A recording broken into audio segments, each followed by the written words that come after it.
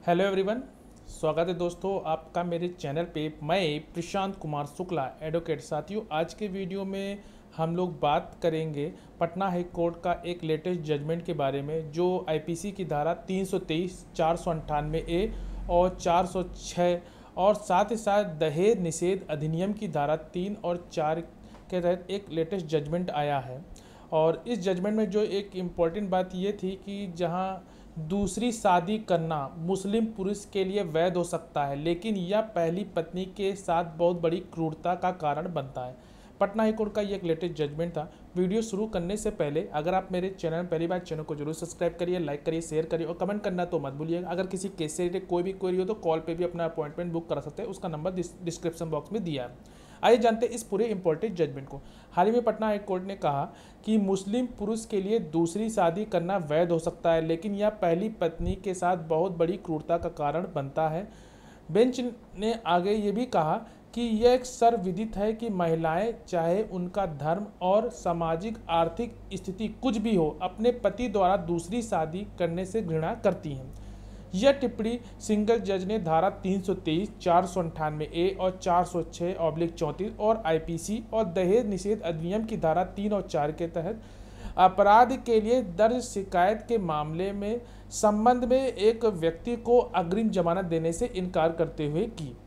मामला क्या था, आइए उससे थोड़ा संक्षेप में जानते हैं। जहां याचिकाकर्ता की जमानत याचिका पर सुनवाई हुई और उसे मई से इस शर्त पर अग्रिम जमानत दी गई कि वह 3 सप्ताह के भीतर निचली अदालत में पेश होगा और हलफनामा दाखिल करेगा। वह विपक्षी पक्ष का जो दूसरा है, जो कि पत्नी के साथ रहने के लिए तैयार है। हालांकि ऐसा हलफनामा दाखिल करने के बजाय याचिकाकर्ता पति ने पटना हाईकोर्ट के फैसले के खिलाफ सुप्रीम कोर्ट का भी रुख किया।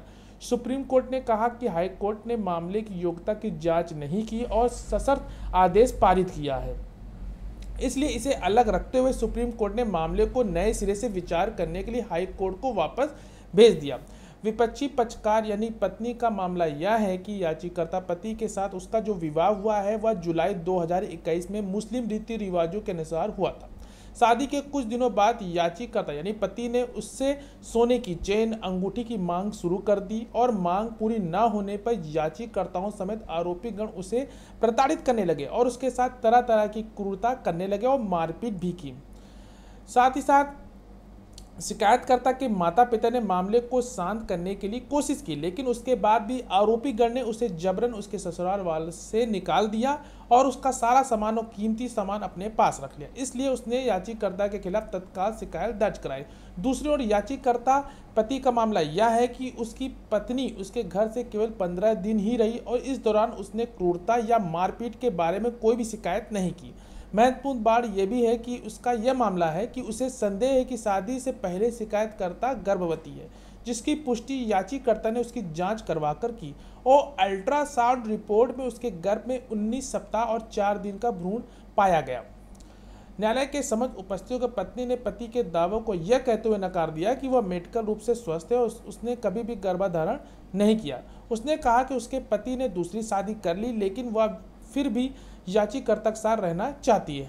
हाई कोर्ट ने क्या टिप्पणी की, आइए वो जानते हैं। पक्षकारों की सुनवाई और मामले के अभियोगों की जांच करने के बाद न्यायालय ने पाया कि यह एक निर्विवाद है कि याचिकाकर्ता ने पहली पत्नी को तलाक दिए बिना दूसरी शादी की, जिससे उसने कानूनी रूप से विवाह किया था। इस संबंध में न्यायालय ने जोर देकर यह भी कहा कि जबकि शरियत मुसलमान को एक से अधिक विवाह करने की अनुमति देता है केवल इसलिए कि वह कोई कार्य वैध है और वह विवाहित जीवन में न्यायोचित नहीं हो जाता है। न्यायालय ने यह भी कहा कि महिलाएं, चाहे उनका धर्म और सामाजिक आर्थिक स्थिति कुछ भी हो, अपने पति द्वारा दूसरी शादी करने से घृणा करती हैं।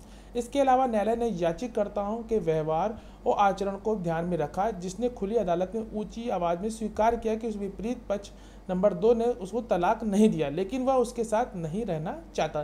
न्यायालय ने यह भी देखा कि उसने आरोप लगाया कि विपरीत पक्ष यानी कि 2 के गर्भ में विवाह के समय 19 सप्ताह और 4 दिन का भ्रूण है और हालांकि उसने इस संबंध में कोई भी सबूत रिकॉर्ड पर नहीं लाया। इस पृष्ठभूमि इस बात पर जोर देते हुए याचिकाकर्ता अपनी मर्जी से किसी भी महिला की गरिमा और जीवन के साथ खेलने की अनुमति नहीं दी जा सकती और इस तथ्य पर विचार करते हुए अंतरिम आवेदन में उसे स्पष्ट रूप में कहा कि वह न्यायालय से जमानत प्राप्त करने के लिए एक मुक्त समझौता करने के लिए तैयार है। सिंघल जज ने उसकी अग्रिम जमानत की जो याचिका है उसको खारिज कर दी।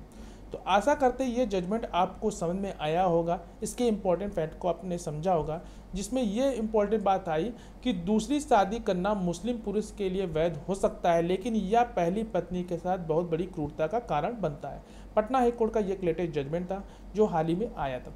आशा करते हैं जजमेंट आपको समझ में आया होगा। अगर आपके मन में कोई भी क्वेरी हो तो कमेंट बॉक्स में जरूर पूछिएगा। मिलते हैं नेक्स्ट वीडियो में, तब तक के लिए धन्यवाद।